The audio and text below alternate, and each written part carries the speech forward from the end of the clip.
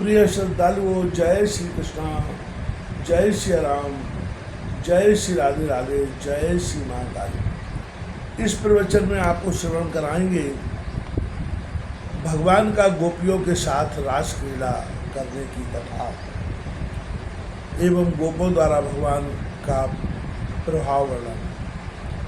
श्री पराशर जी बोले, इंद्र के चले जाने पर लीला बिहारी श्री कृष्ण चंद्र को बिना प्रयास ही गोवर्धन पर्वत धारण करते देख गोपगण उनसे प्रीतिपूर्वक बोले, हे भगवान, हे महाभाग, आपने गिरिराज को धारण कर हमारी और गौओं की इस महान भय से रक्षा की है।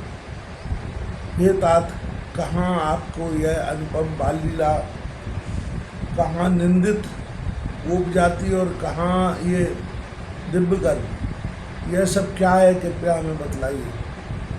आपने यमुना जल में कालिया नाग का दमन किया, धेनुकासुर को मारा और फिर यह गोवर्धन पर्वत धारण किया। आपके इन अद्भुत कर्मों चित्त में बड़ी शंका हो रही है।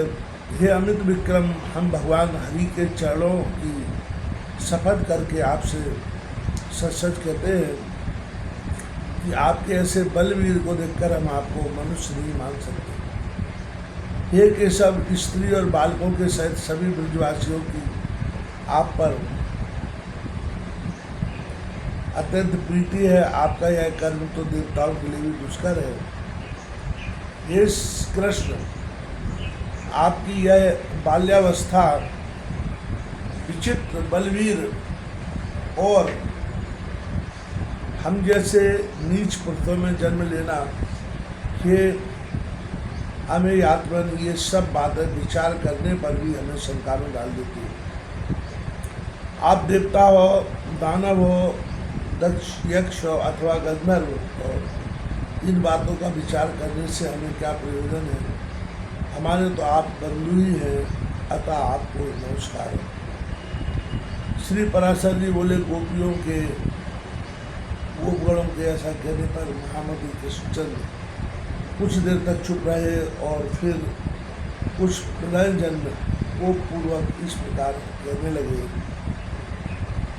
भगवान ने कहा, हे गोपगण, यदि आप लोगों को मेरे संबंध से किसी प्रकार की लज्जा ना ही हो तो मैं आप लोगों से प्रशंसनीय हूँ। इस बात का विचार करने की क्या आवश्यकता है। यदि मुझ में आपकी प्रीति है और यदि मैं आपकी प्रशंसा का पात्र हूँ तो आप लोग मुझ में बांधव बुद्धि ही करें।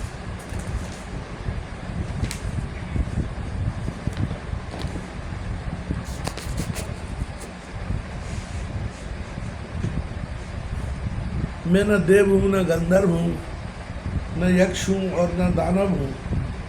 मैं तो आपके बांधव रूप से ही उत्पन्न हुआ हूँ। आप लोगों को इस विषय में और कुछ न करना चाहिए। श्री पराशर जी बोले, हे महाभाग, श्री हरि के प्रलय कोपयुक्त होकर कहे हुए इन वाक्यों को सुनकर वे समस्त गोपगण चुपचाप वन को चले गए। तब श्री कृष्णचंद्र ने निर्मल आकाश, शरद चंद्र की चंद्रिका और दिशाओं को सुरभित करने वाली विकसित कुमुदनी तथा बद खंडी को मुखर मधुकरों से मनोहर देखकर गोपियों के साथ रमण करने की इच्छा की। उस समय बलराम जी के बिना ही श्री मुरली मनोहर स्त्रियों को प्रिय लगने वाला अत्यंत मधुर, अस्फुट एवं मृदुल पद ऊंचे और धीमे स्वर में गाने लगे। उनकी उस सुरम गीत ध्वनि को सुनकर गोपियाँ अपने अपने घरों को छोड़कर तत्काल जहाँ श्री मधुसूदन थे वहाँ चली गई। वहाँ आकर कोई गोपी तो उनके स्वर में स्वर मिलाकर धीरे धीरे गाने लगी और कोई मन ही मन उन्हीं का स्मरण करने लगी। कोई हे कृष्ण ऐसा कहती हुई लज्जावश संकुचित हो गई और कोई प्रेम उन्मादिनी होकर तुरंत उनके पास जा खड़ी हुई।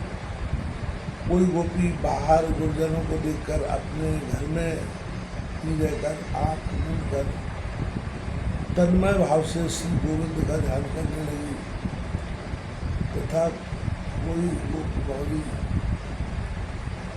जगत के कारण पर ब्रह्म श्री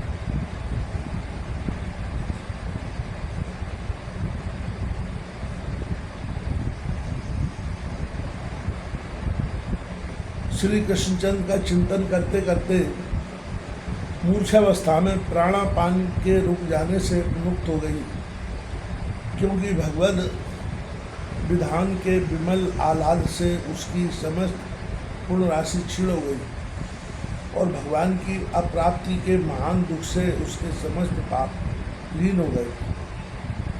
गोपियों से घिरे हुए रासा रमरूप रस के लिए उत्कंठित श्री गोविंद ने उस शरद चंद्र सुशोभिता रात्रि को रास करके सामान्य किया है। उस समय भगवान कृष्ण के अन्यत्र चले जाने पर कृष्ण चेष्टा के अधीन हुई गोपियाँ यूथ बनाकर वृंदावन के अंदर विचरने लगी। श्री कृष्ण में निबद्ध चित्त हुई वे वृंदांगनाएं परस्पर इस प्रकार वार्तालाप करने लगे। उसमें से एक गोपी कहती थी, मैं ही कृष्ण हूँ, देखो कैसे सुंदर चाल से चलता हूँ। तनिक मेरी ओर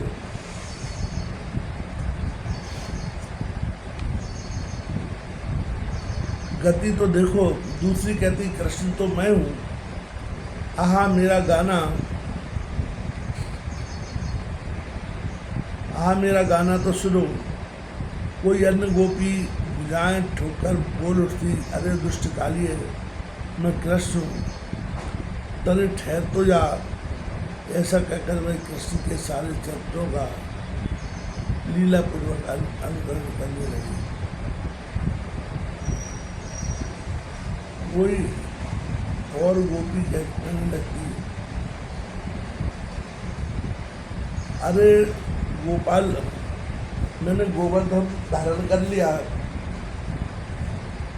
है, तुम वर्षा से मत डरो, निशंक होकर उसके नीचे आकर बैठ जाओ। कोई दूसरी गोपी कृष्ण लीलाओं का अनुकरण करती हुई बोलने लगती, मैंने धैनकासुर को मार दिया है, अब वह गाँव में स्वच्छंद होकर विचरण करे। इस प्रकार समस्त गोपियाँ कृष्णचंद्र की नाना प्रकार की चेष्टाओं में व्यग्र होकर साथ साथ अति सुरम्य वृंदावन के अंदर विचरने लगी। खिले हुए कमल जैसे नेत्रों वाली एक सुंदरी दीपांगना सर्वांग पुलकित हो पृथ्वी की ओर देखकर कहने लगी, अरे आली ये लीला ललित गामी कृष्णचंद्र के ध्वज वज्र अंकुश और कमल आदि को रेखाओं से सुशोभित परिचिन्न तो देखो, और देखो उनके साथ कोई पुण्यवती मधुमाती युवती भी आ गई है। उसके घने छोटे छोटे और पतले चरण चिन्ह दिखाई दे रहे हैं। यह निश्चय ही दामोदर के नीचे होकर पुष्प चयन किए हैं। इसी कारण वहाँ यहाँ उन महात्मा के चरणों के केवल अर्धभागी अंकित हुए हैं।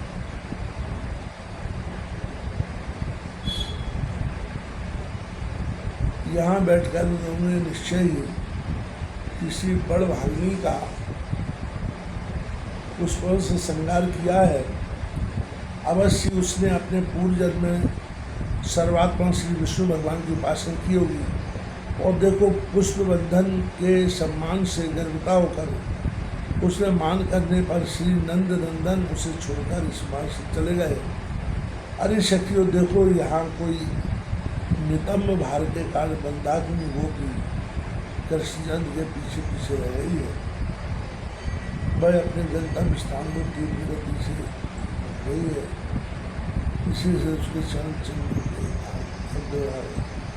कुछ नीचे दिखाई देते हैं। यहाँ वह सखी उनके हाथ में अपना पानी पल्लव लेकर चली है। इसी से उसके चरण चिन्ह पराधीन से दिखलाई देते हैं। देखो यहाँ से उस मृगावनी के ग्राफ पर लौटने के चरण चिन्ह दिख रहे हैं। मालूम होता है कि उस दूत ने उसकी अन्य आंतरिक अभिलाषा को पूर्ण किए बिना ही केवल कर स्पर्श करके उसका अपमान किया है।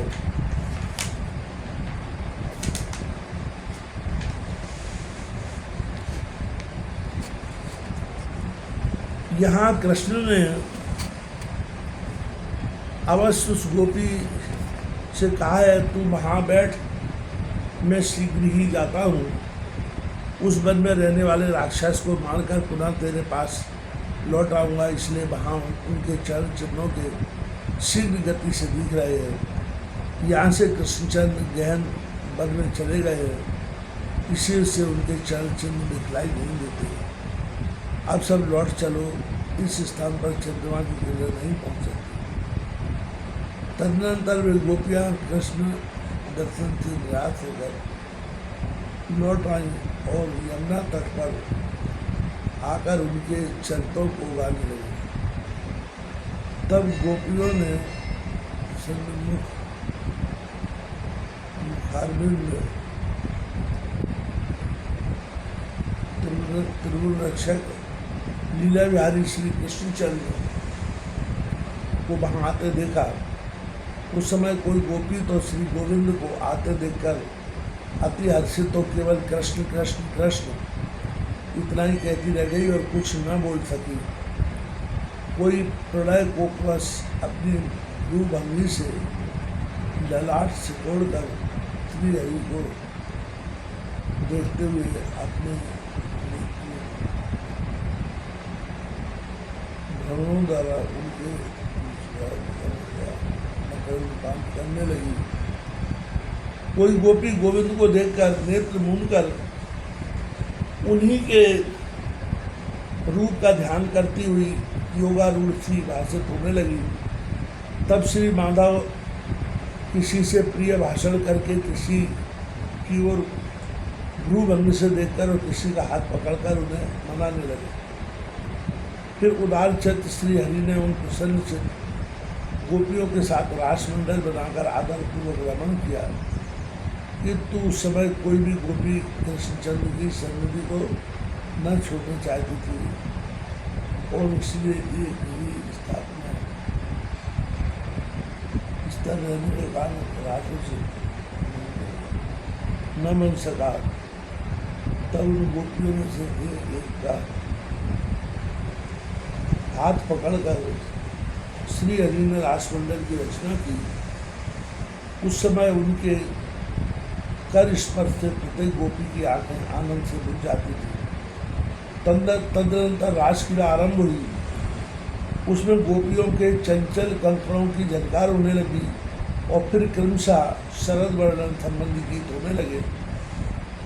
उस समय कृष्णचंद्र, चंद्रमा, चंद्रिका और कुमुदबल संबंधी गान करने लगे, किंतु गोपियों ने तो बारंबार केवल कृष्ण नाम का ही गान किया। फिर एक गोपी ने नृत्य करते करते थककर चंचल कंकड़ की झनकार से युक्त अपनी बाहुलता श्री मधुसूदन के गले में डाल दी। किसी निपुण गोपी ने भगवान के गान की प्रशंसा करने के बहाने भुजा फैलाकर श्री मधुसूदन को आलिंगन करके चूम लिया। श्री हरि की भुजाएं गोपियों के कपोलों का चुम्बन पाकर उन कपोलों में पुल का बलि रूप धारने की उत्पत्ति के लिए श्वेत रूप जल के मेघ बन गए। कृष्णचंद्र जितने उच्च स्वर से रासोचित गान गाते थे, उससे दूसरे शब्द में गोपियाँ धन्य कृष्ण की ध्वनि लगा रही। भगवान के आगे जाने पर गोपियों के पीछे जाती और लौटने पर सामने चलती। इस प्रकार वे अनुलोम और विलोम गति से श्री हरि का साथ। श्री मधुसूदन भी गोपियों के साथ इस प्रकार रासक्रीड़ा कर रहे थे कि उनके बिना एक क्षण भी गोपियों को करोड़ों वर्षों के तमाम बीतता था। वे रास रसिक गोपांगनाएं पति माता पिता भ्राता आदि के रुकने पर भी रात्रि में श्री श्याम सुंदर के साथ विहार करते हैं। शत्रुअंता अमेय आत्मा से मधुसूदन भी अपनी किशोरावस्था का मान करते हुए रात्रि के समय उनके साथ रमण करते थे। वे सर्वव्यापी ईश्वर श्री कृष्णचंद्र गोपियों में, उनके पतियों में तथा समस्त प्राणियों में आत्मस्वरूप से वायु के समान व्याप्त थे। जिस प्रकार आकाश, अग्नि, पृथ्वी, जल, वायु और आत्मा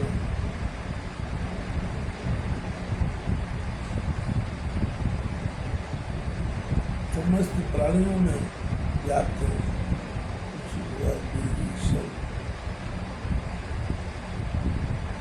पदार्थों में व्यापक है।